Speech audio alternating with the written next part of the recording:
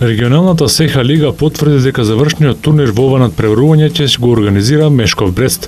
Турнирот ќе се игра во Брест, Белорусија од 7 до 9 април. СХ му ја додели организацијата на Мешков Брест, кој во последното коло успеа да избори пласман меѓу најдобрите 4 екипи во регионалното надпреварување.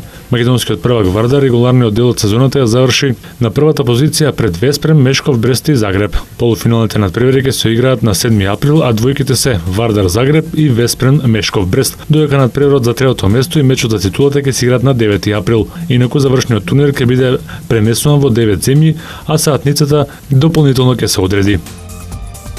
Швајцарскиот тенисер Роџер Федерер стигна до нова голема титула во 2017 година. Тој стана шампион на Мастерс турнирот 1000 што се играше во Индијан Велс. Швајцарецот до петата титула на овој Мастерс дојде по победата во 2 сета над сонародникот Стен Вавринка. Роџер Федерер стана највозрастниот победник на турнирот Мастерс серијата во Индијан Велс, славеше прв пат по 2012 година. Швајцарецот во 35-та година од животот уште еднаш покажа дека од почетокот на сезоната се наоѓа во одлична форма, откако победи на Австралија Опен. Тој по пауза од 5 години го освои Индијан Велс. Против сонародникот Вавринка тој освои 90-та титула во кариерата. Федерер, кој сега е шести на АТП листата, во клучните моменти успеваше да му го одземе сервисот на противникот. Првиот сет го доби со 6-4, Вавринка во вториот направи брейк, а Федерер возврати во четвртиот кога изравни на 2:2. Потоа нов брейк направи во 12-тиот гем за сет и 7:5 во вториот сет за конечни 2:0 во сетови.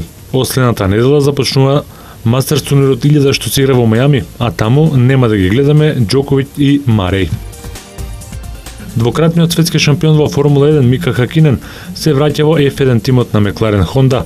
Финецот ќе исполнува улогата на амбасадор на тимот, откако ќе биде дел од маркетинг тимот на Мекларен. Легендарниот Мика Хакинен помина доста години во тимот, освојувајќи ги титулите во 98 и 99 година, а тимот го напушти во 2001 година. На 33 години тој се повлече од Формула 1, но е подготвен повторно да работи во F1 карванот. Дженсон Батон исто така ја врши улогата на амбасадор на тимот, додека се одмара од престижните трки една година, а потоа ќе одлучи дали ќе продолжи својата F1 кариера или ќе замине во пензија.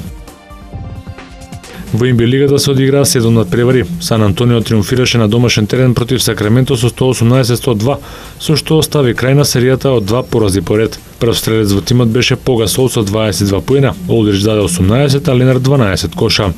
До важна победа во борба за плейофот стигна и Портланд со победата над Мајами со 104-115. Тоа беше трета победа поред за Портланд на последните 4 средби. Лилард блескаше со 49 поени, а босанецот Нуркич постигна 21 поен, 12 скока и 3 блокади. Клирен во Лос Анџелес ги солода Лейкерси со 120-125. Шампионот стави крај на периодот на нестабилни игри во последниот месец. Леброн Джеймс постигна 34, Кајри Ирвинг постигна 46 поени, додека Кевин Лав постигна 21 поен за шампионот. На другите средби Нью Орлеанс Минесота 123-109, Детройт Феникс 112-95, Филаделфија Бостон 105-99 и Торонто Индијана 116-91. За вечера во НБА лигата предвидени се 7 надпревари.